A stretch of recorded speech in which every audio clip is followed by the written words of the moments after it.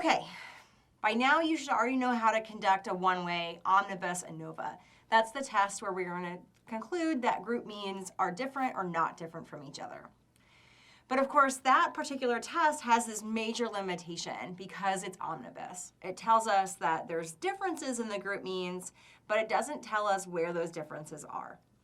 We're going to talk about how ANOVA gives us a way to remedy that limitation by using contrast tests.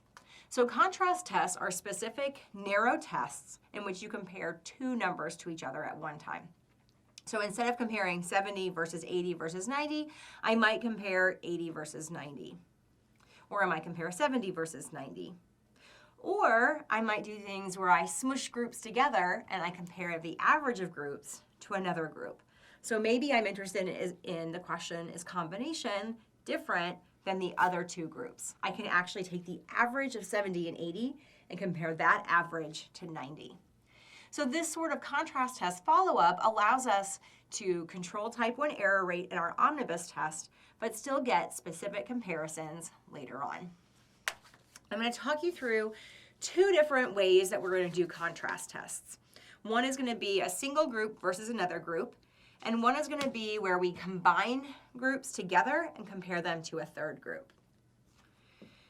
One thing that you'll notice that I've kept on this board is our information about the mean square within and the degrees of freedom within. Just like when we did this for t-tests for independent samples, our mean square within is like our pooled variance. It draws on the variability from all three of our groups to estimate how much scores are expected to vary by random or vary by chance. No matter what we do in our contrast tests, no matter what, the mean square within is going to stay the same as it was in the omnibus test. And we're also going to keep our degrees of freedom within the same. So we are going to be basically conducting a new F. It's a new F obtained, but I'm going to call it F contrast, where we do a new mean square between, but we keep our mean square within. We're going to keep this mean square within because it is the best estimate of the naturally occurring variability that we would expect on this dependent variable by chance. So even if I exclude one of my groups from my contrast test, I still want to use their variability to help me estimate how much scores just are different from each other. Rule of thumb, always keep mean square within. Because we're keeping mean square within, we're also going to keep our degrees of freedom within. Everything on the between side, everything on the numerator side, though, is going to change. So I'm going to have to calculate a new degrees of freedom and a new sum of squares, and then a new mean square. Okay, so conceptually, just work through one of these examples. Let's say I wanted to compare combination versus the other two groups. So I want to compare 90 versus 75. I have 3 people in a group that has a mean of 90, and I have 6 people in a group that has a mean of 75.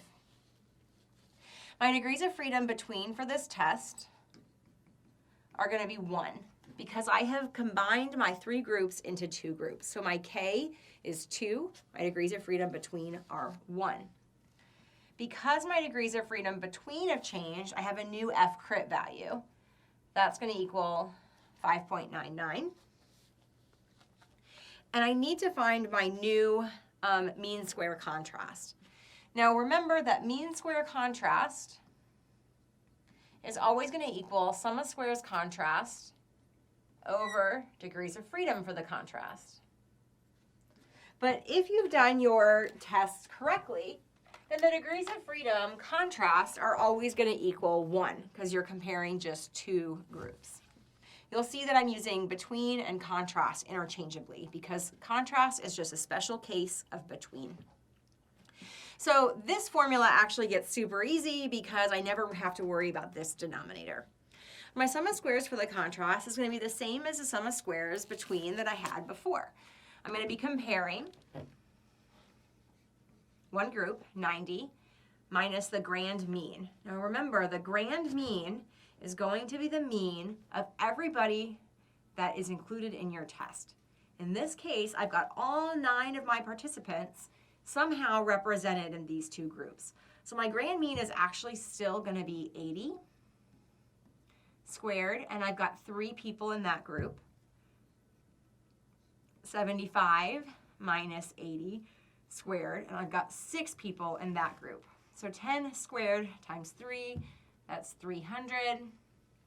5 squared is going to be 25 times 6. That should equal 150. So my sum of squares for the contrast is going to equal 450. I'm going to put that over 1. And I'm going to come up here and then end up with 450 over the mean square within that I already know of 50. So my F contrast equals 9. And just like we did on every other F test, every other 4-step test, when I'm trying to decide if a contrast is statistically significant, I'm going to compare my obtained statistic to my critical statistic. So in this case, we have a statistically significant contrast where the combination group is bigger than the other 2 groups. So the combination format is better than the other 2 groups. Because I'm only talking about 2 groups now, I can actually start to make these directional claims. Okay, I'm going to reset and show you how to do the other contrast. Okay, I've got a clean slate and we're ready to talk about how we might do a different contrast. Let's say when I'm comparing just one group to another. So let's compare the combination group to the group discussion group. 90 versus 70. In this case, I'm actually going to be ignoring these 3 people in terms of my calculation of means, but I'm still going to use their information about variability because I'm going to keep my MS within. So again, we're going to be doing an F contrast where I find a new mean square and we divide that by our known mean square within, which is 50. I need to find a new grand mean here because I'm not interested in including these 3 people. So in this case, my new grand mean is actually going to be the mean of the combination group and the group discussion group. It turns out, coincidentally, with this data, that my new grand mean is actually still 80 because the mean of 90 and the mean of 70 is 80. I'm still going to need to find a new F crit value. And I'm actually going to use the exact same F crit value that we did on the other example because my degrees of freedom between are 1. I'm comparing 2 numbers to each other, so K is 2. 2 minus 1 is 1. And my degrees of freedom within are staying at 6. So my F crit value is still 5.99. And I need to find my sum of squares contrast, which, remember, is going to get put over my degrees of freedom, which is always going to be equal to 1, to get my mean square contrast. So in this case, I'm going to compare 70 minus 80 squared times 3, because there's 3 people in that group, plus 90 minus 80 squared times 3, because there's 3 people in that group. So this gives me 300. That gives me 300. When I add all that together, I get